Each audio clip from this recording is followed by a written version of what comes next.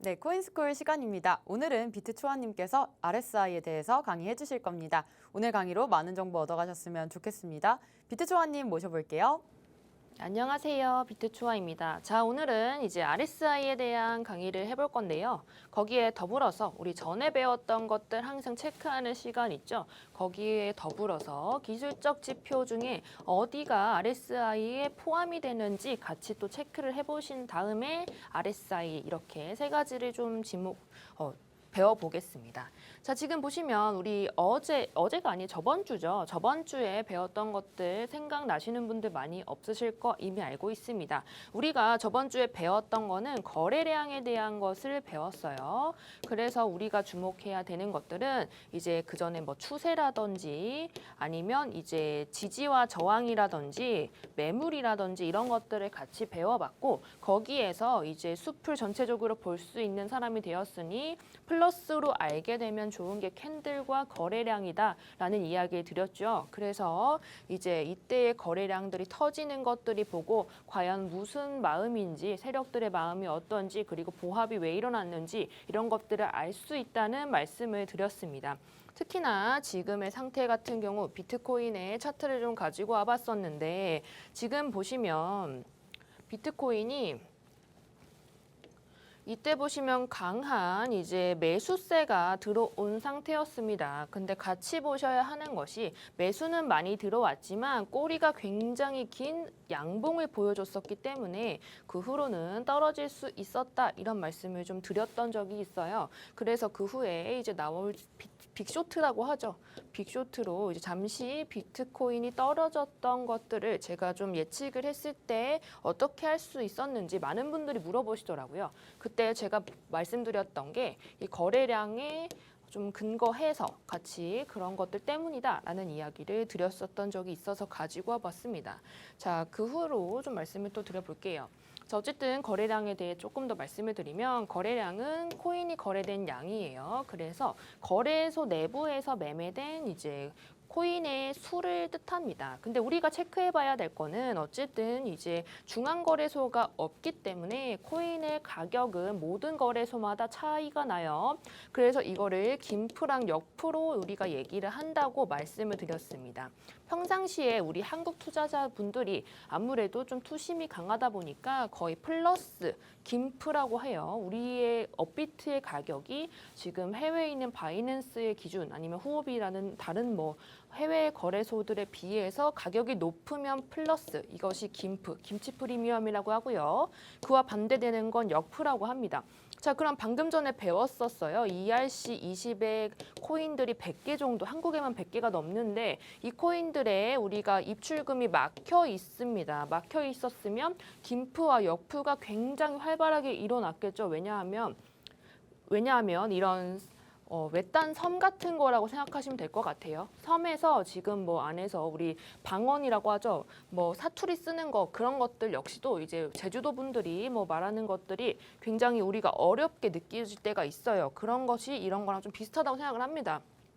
어쨌든 교류가 되지 않는 상황이기 때문에 아 이때다 하면서 세력이 강력하게 힘으로 밀어 올려주면 이제 그때 코인의 강력한 상승 일어날 수 있고 그것이 우리가 가두리 펌핑이라는 이야기를 했어요.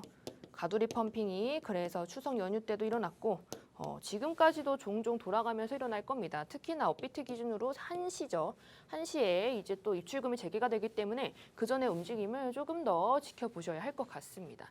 자, 어쨌든 거래량은 이제 캔들이라든지 아니면 뭐 이동평균선 같은 거는 일부러 세력이라든지 기관에서 조정을 합니다. 근데 거래량은요, 우리가 파악을 못 해요. 우리는 거래량을 보고 이제 그 세력들이 조절을 못합니다. 그래서 이제 주가는 속일 수 있지만 거래량은 속일 수 없다는 이야기를 하면서 세력의 움직임을 완벽하게 포착할 수 있다라는 이야기가 많았습니다.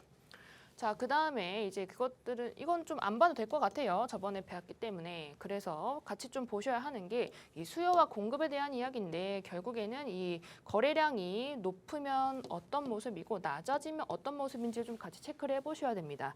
자, 어쨌든 거래량이 무조건 높다고 다 좋은 건 아닙니다. 이 거래량이 높아졌다는 것은 그 위에 캔들과 같이 보셔야 하는 건데요.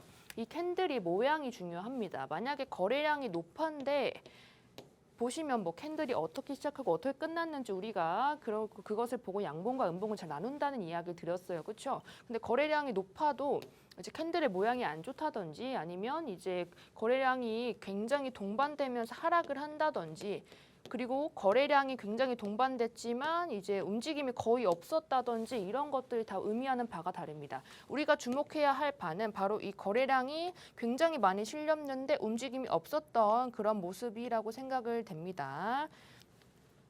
자, 이제 우리 추세랑 저항, 뭐 지지, 캔들, 거래량까지 같이 보셨는데 이 아래에 있는 선이 뭔가요, 초아님? 이런 질문을 좀 받았어요. 그래서 이게 바로 RSI입니다. 오늘 같이 배워보실 RSI입니다. 자, 지금 보시면 일부러 제가 이런 것들을 가지고 온다고 했죠. 지금 제가 실제로 보는 차트이고요. 조금 더럽지만 이 노란색 선들이 저항이랑 지지, 매물대를 뜻하고요.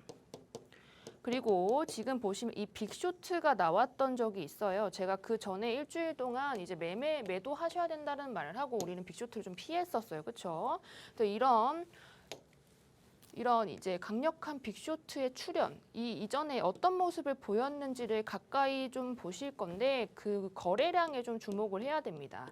이런 빅쇼트 전에 거래량은 보통은 이제 땅에 붙어 있거나 아니면 이제 매도에 대한 이야기를 좀 드릴 건데 결국에는 그 주가가 올라간다는 거는 거의 저글링 같은 거예요. 내가 주고 이제 누군가 팔고 이렇게 돌아가면서 주고받거니가 되어야 하지.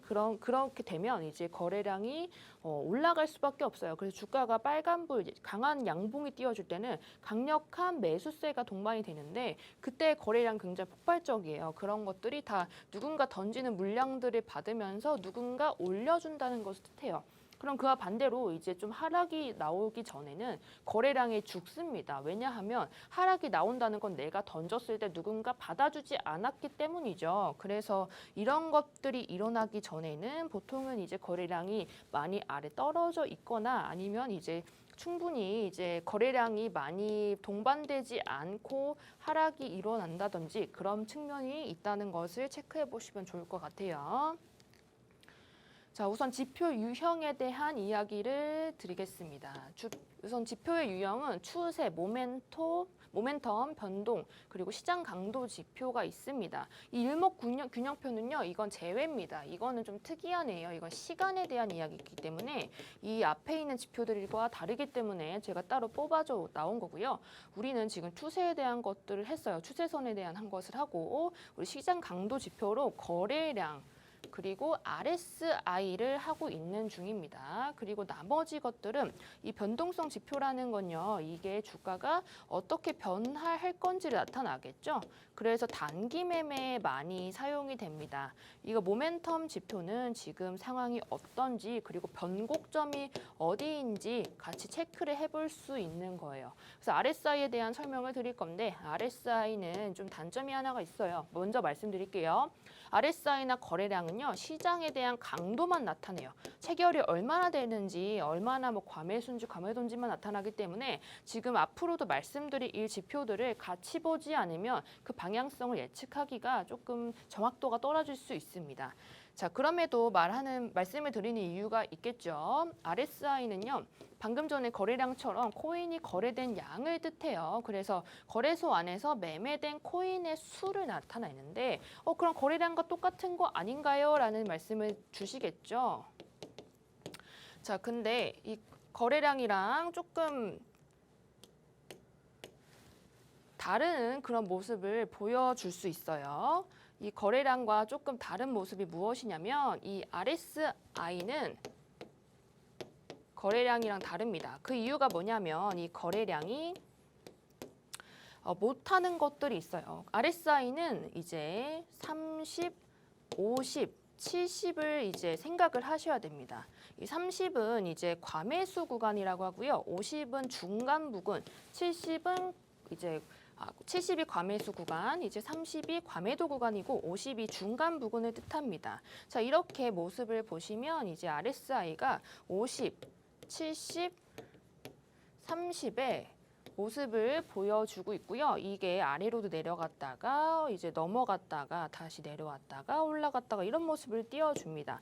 자, 그러면 당연히 과매수 구간에서는 떨어질 수가 있겠죠, 여러분. 과매수 구간에서는 떨어질 수 있고 과매도 부분에서는 다시 돌아가려고 하는 성향이 있기 때문에 좀 안으로 들어올 수 있다는 것을 뜻합니다. 자, 그래서 다시 처음으로 넘어가 보도록 할게요. 처음에 있었던 우리 RSI 지표랑 같이 보실 건데요. 지금 같이 보시면 이 과매수 구간 여기가 70이 넘는 이 모습을 같이 보시면 될 것 같아요. RSI가요, 사실 이제 거래량이랑 다른 측면이 한 가지가 뭐냐면 얘가 1978년에 만들어졌거든요.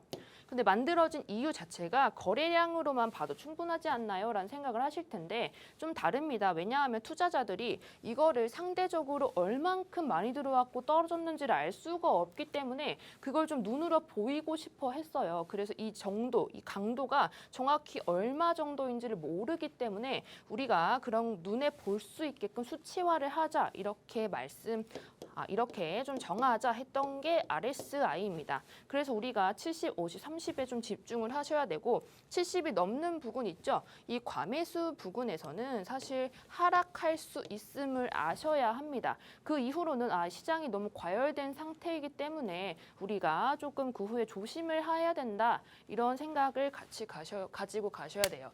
그리고 거기랑 더불어서 여기 아래로 떨어졌던 적도 있겠죠. 여기 아래로 떨어졌던 적은 여기 보시면 이때입니다. 이때 이 30 아래로 좀 여기에서 움직여 줬었는데 이 모습을 보시면 이제 그 후에는 좀 더 올라가 줄 수 있겠다. 그럼 초아님 50은 왜 집중을 해야 하나요? 라고 물어보시면요. 50은요. 중간 저항선일 때가 많습니다. 이 RSI가 어쨌든 상승이나 하락으로 뭔가 거래량이 변화가 있다는 거를 뜻하는데 그 뜻함의 가운데죠. 나는 하락하고 싶은데 세력들 입장에서 말씀을 드릴게요. 나는 하락을 좀 주고 싶은데 지금 상태가 뭐야 왜 이렇게 다른 사람들이 매수를 많이 하는 거지? 이런 생각을 들었을 때 딱 그 중간 부분이 딱 위에 올라가고 싶어하는 사람과 아래로 내리고 싶어하는 사람의 대립이 딱 겹쳐져 있는 부분인 거죠. 그래서 50을 닿았을 때는요. 여기 50선을 한번 볼게요. 일자로 쭉 그어보면 여기만 닿으면 떨어질 수가 있어요. 지금 보시면 여기서 강하게 또 반등이 없었죠. 보시면 이 RSI가 70에서 하락으로 모습을 보일 때 여기서 딱 맞고 튕겨져 올라가야 됐었는데 그것을 지켜주지 못하면 안 되는구나. 지금 이런 부분들은 보통은 저항과 지지랑 연결이 많이 되긴 하는데 어쨌든 조금 떨어질 수 있겠다 생각하시면 돼요. 그리고 50에서 뚫고 올라가거나 지금 이때 보실게요. 여기 50선인데요. 50선을 계속 뚫지 못했다가 이제 강력하게 뚫어줬어요. 그렇죠? 뚫어주면서 이제 폭등이라고 말하나요? 조금 강력한 상승이 왔었는데 그 이유가 여기에 있었던 RSI와 거래량 측면으로 보시면 사실은 이 저항대도 연결이 되죠. 이 저항대를 강력하게 뚫었던 시점이 RSI상 50 부근도 돌파했던 시점과 동일합니다. 그래서 보통 50선이 RSI의 50선이죠. 이 50의 선은요.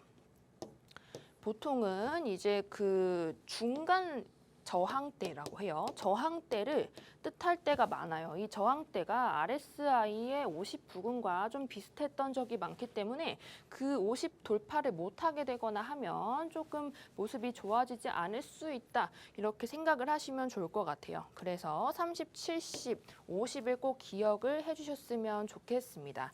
자, 그리고 제가 방금 말씀드렸던 여러 가지 지표들 있어요, 여러분. 그렇죠? 여기서 말씀드렸던 게 지금 보시면 모멘텀 지표나 이제 다른 것들을 같이 봐야 한다고 말씀을 드렸는데요. 어쨌든 이 모습 RSI는 그 시장의 강도만 뜻합니다, 여러분.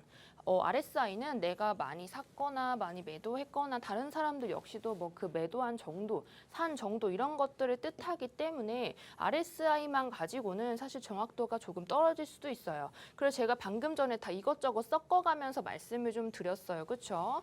그래서 섞어가면서 말씀을 드렸던 이유는 RSI의 플러스 되는 것들이 많으면 많아질수록 그 RSI가 굉장히 조금 이제 정확해질 수 있습니다. 그리고 이 산출 기간에 대해서 좀 말씀을 드리고 싶은데 RSI를 뭐 원래 처음에 만들었을 때는 14일을 기준으로 만들었다고 합니다. 근데 너무 길다 보니까 보통은 지금 9일이나 12일 선을 사용을 하고 있어요. 그래서 이것들 정확히 어떻게 좀 더 사용을 해야 하나요? 초안이 이런 것과 전부 다 말씀드리면 조금 더 길어질 것 같아요. 그래서 그런 것들은 다 1시 반에 무료 방송에서 제가 그런 보조 지표들 어떻게 사용을 해야 하는지를 같이 말씀드리겠습니다. 이것들과 더불어서 이제 앞으로도 하나씩 짚어볼 예정이고요. 다음에도 이 지표 유형이 어디에 포함이 되고 이제 어떤 걸 같이 사용하면 좋은지 같이 짚어드리도록 하겠습니다.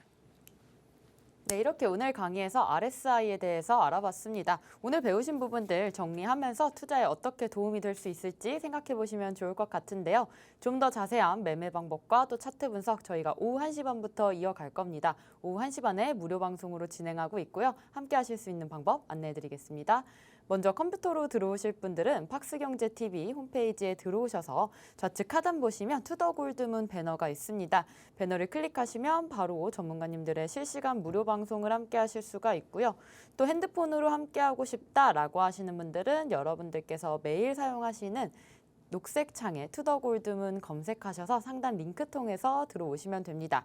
잠시 뒤 오후 1시 반에 초원님께서 무료 방송 해주실 거고요. 오늘 주제 시장 완벽하게 좀 분석해드리고 또 예측과 반대되는 시장 대응해드린다고 하니까요. 오늘 무료 방송 많은 참여 부탁드리겠습니다. 저희가 오늘 준비한 방송은 여기까지입니다. 본 방송에서 제공하는 정보는 투자 판단의 참고 자료일 뿐이며 특정 자산 가치의 상승과 하락을 보장하지 않는다는 점 유의해 주시길 바라겠습니다. 저희는 다음 이 시간에 오겠습니다. 시청자 여러분 고맙습니다.